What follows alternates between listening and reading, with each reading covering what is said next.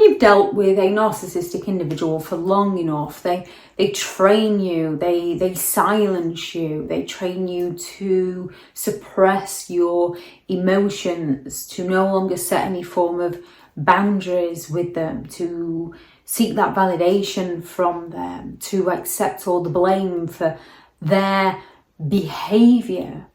Narcissistic individuals look to condition you into living life on their terms. So every time you step out of their line because they're trying to control the situation, they punish you. And that punishment is a lesson that teaches you to no longer sort of behave in that manner towards them. Call them out on something, they get incredibly offended. They refuse to talk to you. You're the one that's chasing them and begging them for forgiveness for the things that they did to you. However, with a lot of these behaviours, when we learn about narcissism and narcissistic personality disorder, we can often feel like we have become, or we're becoming, the narcissistic individual. And with a lot of behaviours, once you start implementing them to protect yourself from a narcissist or to try and gain an understanding of what you've been through, a narcissist will accuse you of being stubborn and selfish and demanding and making it all about you and trying to control everything and being too sensitive.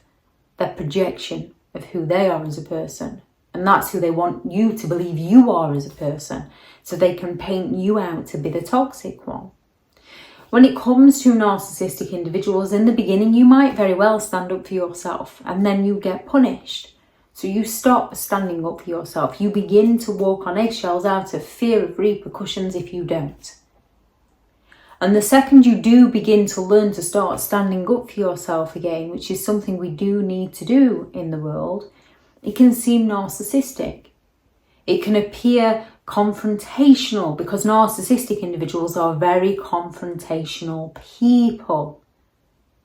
They like the drama, they like the chaos. They'll often claim that they don't, but they will find it or they will create it and then blame somebody else. It can feel like you've got that sort of excessive sense of self-importance by stating something that you believe in. Yet in actual fact, asserting your boundaries is healthy and it is a necessary way to protect who you are as a person, your mental and your emotional well-being from toxic people. Don't keep going around in circles with them. Recognise them for who they are and step away. Avoid those who like the drama in their lives, who look to create it. When it comes to narcissistic individuals, you are usually trained to no longer express your emotions. They'll get them to begin with to use them against you. The more you tell them how you feel, they will make you feel worse. They'll use those feelings against you to punish you. When you're expressing your emotions, a narcissist trains you into believing that you're being dramatic or seeking attention, that you're overreacting, you're being too sensitive, and they're looking to silence you so that you don't call them out on how their behaviour is negatively impacting you. Sharing your feelings is not actually narcissistic. It's a natural way and an essential way to communicate and connect with other people, with genuine people. Setting boundaries. When we begin to set boundaries after we've been around a narcissistic individual, we can start to believe that we might be becoming self-centered or too rigid. Yet that's not narcissistic. Establishing what is acceptable behaviour helps ensure respectful and healthy interactions and relationships with others. You can often feel incredibly mean walking away from people. However, sometimes you need to walk away from those who try to sabotage you, who bring the worst out in you, who blame you for everything that they do wrong. Self-validation might seem narcissistic. It might look like you need that constant attention and validation. Yet desiring acknowledgement of your experience is a natural human need, especially in relationships that lack empathy. When you're describing your experience, you're usually trying to work out what on earth has happened to you and gain the clarification and the understanding. With a narcissist, they lie about the experience. They twist it to gain the validation that their version of events is accurate and that everybody else is the problem and not themselves. Refusing to accept the blame seems narcissistic. It can appear as a refusal to accept responsibility or deflect. The thing is, usually you reflect on your behaviours and question yourself and take responsibility for who you are as a person, to a point where narcissistic individuals can manipulate you into taking responsibility for who they are as a person. And there's nothing wrong with passing responsibility back to the rightful owner. If someone chose to cheat on you, that's not your issue. That's not you that was at fault. That's them. They made not just one choice, a series of choices to get to that point, and then blame you so they can avoid taking responsibility. There's nothing wrong with taking responsibility for your own actions, and there's nothing wrong with not taking responsibility for other people's actions and passing responsibility back to the rightful owner. Potentially not directly to a narcissistic individual. They don't take too kindly to being called out or exposed. Not accepting unjust blame is a way to maintain your self-respect and the fairness in interactions. Highlighting facts. No one throws a bigger tantrum than a narcissist who's getting shown facts and evidence of something they definitely did do.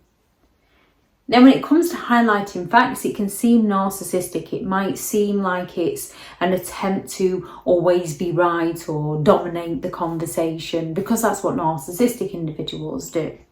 However, it's not necessarily narcissistic, because you're trying to clarify misunderstandings and ensure accuracy and look to validate the truth in the situation with effective communication.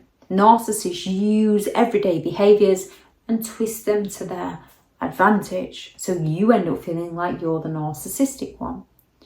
Prioritising self-care can look like you're being selfish or you're excessively self-focused, which can seem narcissistic. Again, it's all within that sort of intentions behind your behaviour.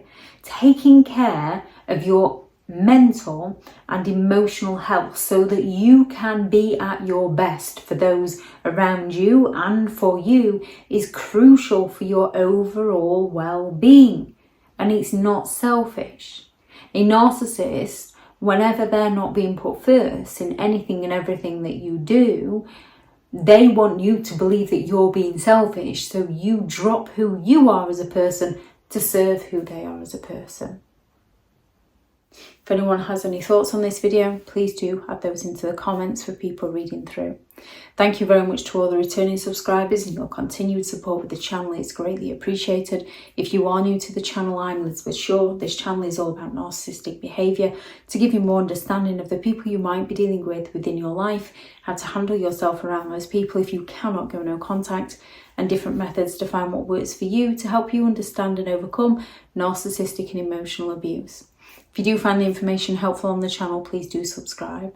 If you are looking for further help and support in understanding and overcoming narcissistic and emotional abuse, I do have several online guides available, and those teachable links are in the video description. If you're looking for someone to speak to, I have partnered with BetterHelp, and their sponsored link is also in the video description. I do also have some limited one-to-one slots available. I do also have several books out on Amazon. 15 Rules to Deal with Narcissistic People if you cannot go no contact, which is this one. How to create boundaries around those who have no respect for your boundaries. A Narcissist Handbook, which is the ultimate guide to understanding and overcoming narcissistic and emotional abuse, which is a full guide on the criterias and the behaviours, and then a few ideas on helping with recovery from narcissistic and emotional abuse. And the new book, which people have been asking for, which is the hilarious and horrifying Narcissistic Memes and Their Meanings, which is out now and available on Amazon in ebook, paperback and hardback. And there's currently a special offer on for those who are happy to leave a 5-star review. Then please send me a message, because the Break Free from Narcissistic and Emotional Abuse online course is absolutely free. Go out there and create the day that you deserve, because you do deserve to have an amazing day. Bye.